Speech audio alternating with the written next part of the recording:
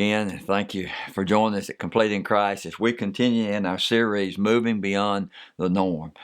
Don't you think that sometimes we settle for less than what God really desires to do in and through our lives?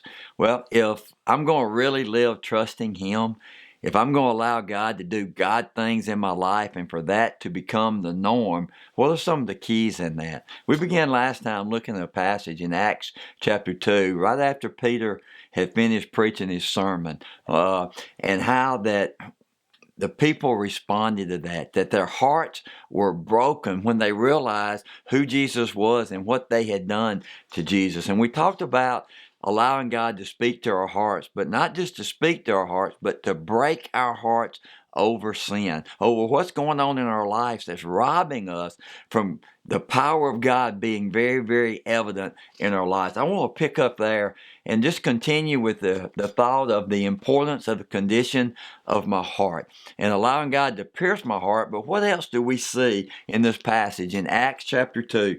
All right, begin with verse 37. All right, it says, now when they heard this, and that was Peter's sermon, that they were pierced to the heart. But listen to what they did next. It says, and they said to Peter and the rest of the apostles, brethren, what shall we do?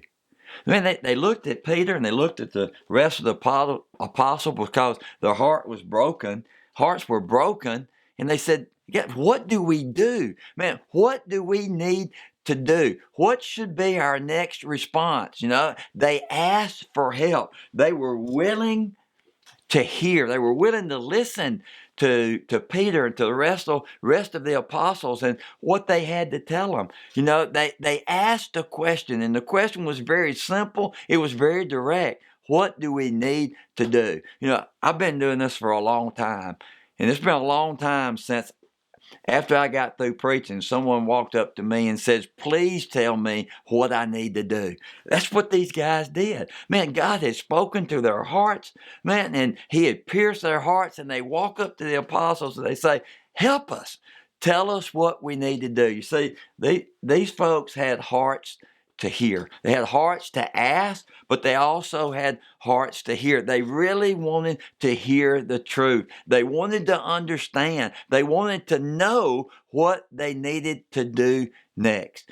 You see, if we're going to really see God move in our hearts and in our lives, we're going to see God move in our communities, in our churches, in our culture, in our nation, we're going to have to have hearts that long to hear from God. Do I really, really want to hear from God? Do I have this desire in my heart saying, God, look, God, I need to hear a word from you? You see, the reality is we all need truth. We need to hear from God. We need a word from God. We need God to speak to us. We need Him to speak truth into our lives.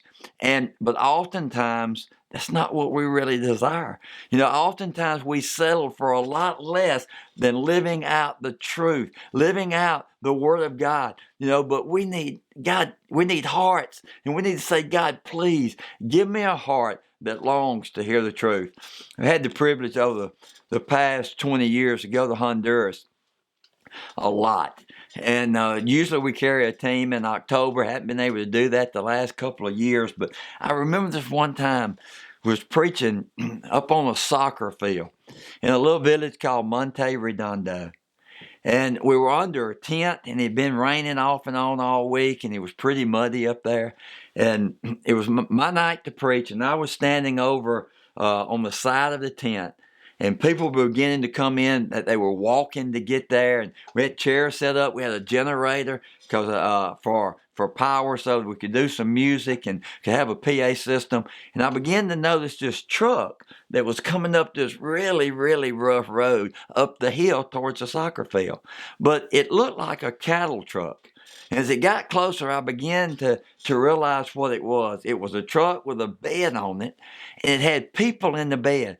And they were standing up in that bed, and there were people everywhere. They couldn't fall over because they were so tight in the back of that truck. And I began to ask questions about that. And what we found out was this. It was a neighboring village that had heard that there was a revival going on. That there were some people there that were preaching and teaching the truth of the Word of God. They loaded up in the battle of a cattle truck, and they rode for about an hour, hour and a half on extremely rough roads to get there, just simply to hear the truth from the Word of God. And man, as they told me that, man, God just really began to pierce my heart. And this is the question that God asked me. He said, Wayne, do you so desire to hear from me that you would be willing to do that? That you would be willing to get in the back of a cattle truck and to ride for an hour, hour and a half on extremely rough roads just to hear from me, just to hear my word preached, to hear my word taught. And see, these people here in Acts, man, they ran up to the apostles and said, look, our hearts have been pierced. We want to know what to do. Tell us the truth. Oh, that we long for the truth. You see, if we're going to ever see a movement of God, if I'm going to see God move in my heart, if we're going to see Him move in our churches, if we're going to see Him move in this culture, we're going to have hearts that are willing to be broken and grieved over sin. And we're going to have hearts that long to hear the truth. I ask you, do you really want to hear the truth of the Word of God? Do you really want God to speak truth to you? Oh, that God would give us hearts that long to hear His Word. I hope you have a blessed day. I encourage you, spend time in the Word this week and allow God to speak truth to your life, because God never wastes His Word, and He uses the truth of His Word to radically change our life. Have a blessed day, and let Jesus be Jesus in you today. Thank you so much for watching Complete in Christ as we strive to teach you about the Christ life. We encourage you to subscribe to our YouTube channel, and may you have a blessed day walking with Jesus.